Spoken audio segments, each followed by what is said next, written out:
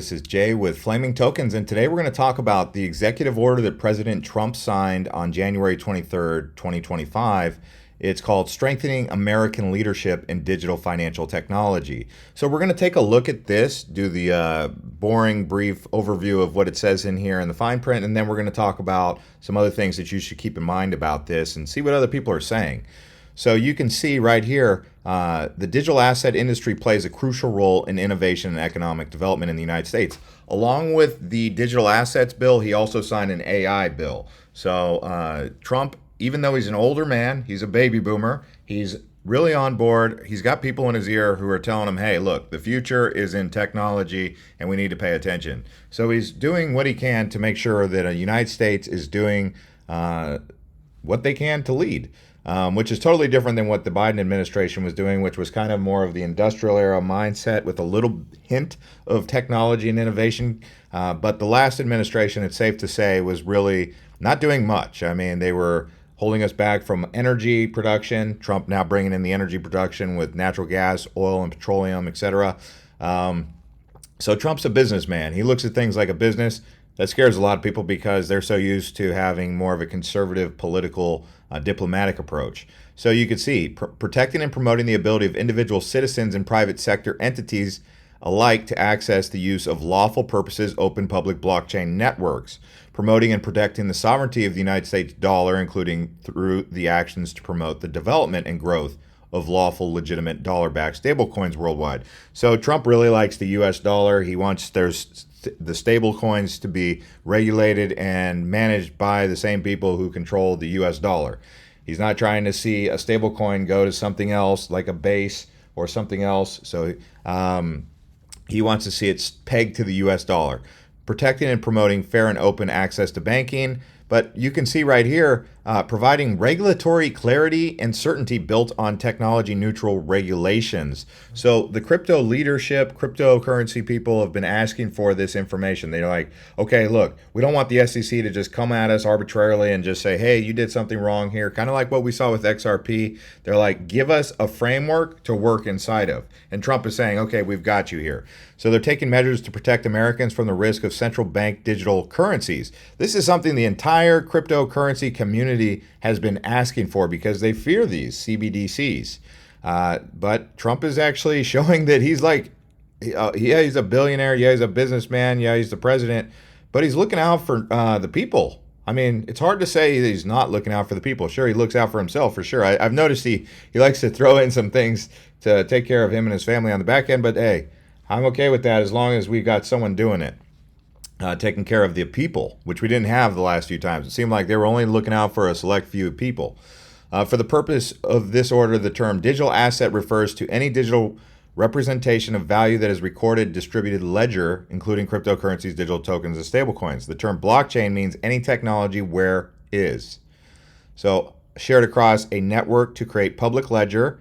Okay, linked using cryptography to maintain its integrity, which is important, right? This is where something like HBAR comes in because it's not blockchain, it's something different. So where does HBAR fit in if they're using the word blockchain, right? So this is going to be something interesting as things kind of develop over time. But most of it seems like they're using the word digital assets. But it'll be interesting to see how this all shapes up because HBAR is definitely a wild card in this process here. And you can see the Secretary of Treasury is directed to immediately revoke the Department of Treasury's framework of international engagement on digital assets issued on July 7th, 2022. Joe Biden right there. Trump is basically like, okay, Joe Biden, rip it up. All policies, directives, and guidance issued pursuant of Executive Order 15407 or 14067, Treasury's framework for international engagement, Treasury as possible to rescind it, extent they are inconsistent with provisions of this order. The Secretary of Treasury shall take all appropriate measures to ensure compliance with policies set forth in this order. And you can see right here, there is hereby established within the National Economic Council, the President's Working Group on Digital Assets Working Group. The working group shall be chaired by the Special Advisor for AI and Crypto Chair. In addition to the chair, the working group shall include the following officials on their designees. the Secretary of Treasury, the Attorney General, the Secretary of Commerce, the Secretary of Homeland Security. I'm not going to give you all an idea, but I'll say all of them, but you get the idea here. Even the CFT and Security and Exchange Commission. So all of those seem to be pretty crypto friendly at this point. And within 30 days of this executive order, the Department of Treasury, the Department of Justice, the Securities and Exchange Commission, and other relevant agencies, the heads of which are included in this working group, shall identify the regulations, guidance, documents, orders. So he's given them 30 days to say, hey, and then you got within 60 days of the date of this order, each agency shall submit the chair recommendations with respect to whether each identified regulation, guidance, document. So he's given them 30 days to start complying, and he's given them 60 days to find the leaders. And yeah, I mean, this is, he's rolling out these executive orders. Within 180 days of this date of the order, the working group shall submit a report to the president through APEP, which shall recommend regulatory and legislative proposals that advance the policies established in this order. In particular, the report shall focus on the following. So you can see these working groups. I'm not going to get too far into that, but you can go through all of this. This is just the basic outline of it. But what I want to talk about is some of the things people are saying. So you've got this guy, the Bitcoin therapist. He says, let me be clear. If the USA adopts anything but Bitcoin as a strategic reserve, we have failed to educate our president, and it should be considered an act of treason against the country by whoever is promoting this behavior. So yeah, this guy, he's involved in the situation. He's got a lot on the line. I mean, if XRP or Solana or SUI, I mean, it's probably going to be XRP that would be the biggest component, because they're accusing Brad Garlinghouse of going out there and, paying off politicians and stuff. But I would say that there's a pretty good chance it'll be a Bitcoin strategic reserve with possibility of Solana, XRP, maybe SUI. SUI's the wild card in all of this. Then you can see over here, we have Michael Saylor. He's tweeting out. He's saying SAB 121 has been rescinded, allowing banks to custody Bitcoin. I'm just using Michael Saylor as the mouthpiece for this, but this was also issued. So Staff Accounting Bulletin number 122, Securities and Exchange Commission 17 CFR Part 211. So you can see right here, this Staff Accounting Bulletin rescinds the interpretive guidance included in Section FF of Topic 5 in the Staff Accounting Bulletin series entitled Accounting for Obligations for Safeguard Crypto Assets Entity Holds Platform Users.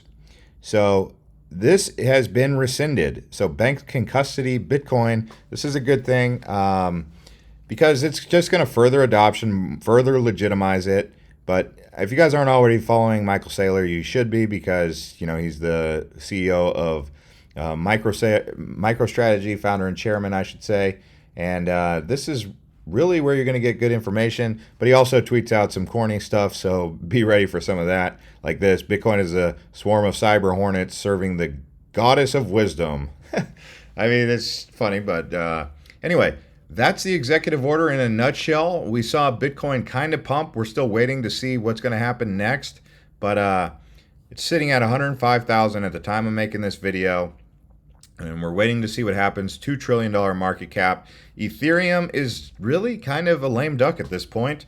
There's not much talk about Ethereum. It's not an American cryptocurrency. It's slow. It's expensive. And I would say Solana is going to possibly become the darling of this cycle. Don't be surprised if it flips ETH, really. And then don't be surprised if SUI eventually flips Solana. So we'll see what ends up happening. Thanks for watching and subscribing to this channel. We'll see you on the next one.